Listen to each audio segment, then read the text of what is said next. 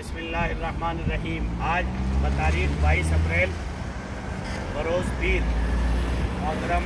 لائق صد احترام میرے بہت مشفق اور محترم دوست عالی جناب سلمان صاحب کی معیت میں پلمنیر میں حاضری ہوئی اور مسجد ابوبکر صدیق میں جناب مفتی نظام الدین صاحب کی قیادت میں علم دین کی مجلس ذکر اللہ کی محفل قائم ہوئی اور اہل بستی نے الحمدللہ انتہائی محبت، عقیدت اور احترام کا مظاہرہ فرمایا اور انتہائی عظمت سے اللہ کی یاد میں مشغول ہو کر بہت خوشی کا اظہار فرمایا۔ مجھے محسوس ہوا کہ عوام الناس پیاسی ہے، اس لیے میری علماء کی خدمت میں درخواست ہے کہ اپنے اوقات کو فارغ کر کے اللہ کے بندوں میں جائیے اور ان پیاس جن کے پاس علم اور روحانیت کی پیاس ہے، ان کی پیاس کو بجھائیے، محبت اور اخلاق کے ساتھ انہیں گلے لگائیے، ان کی نسلوں تک علم پہنچائیے تاکہ مذہب و عقیدہ زندہ رہے اور تاکہ علم دین اور احترام علماء کی برکت سے اللہ نسلوں کو بدعقیدگی سے بچا لے، فتنوں کا شکار ہونے سے بچا لے اور خدا کی قسم اس مادیت کے دور میں تدبر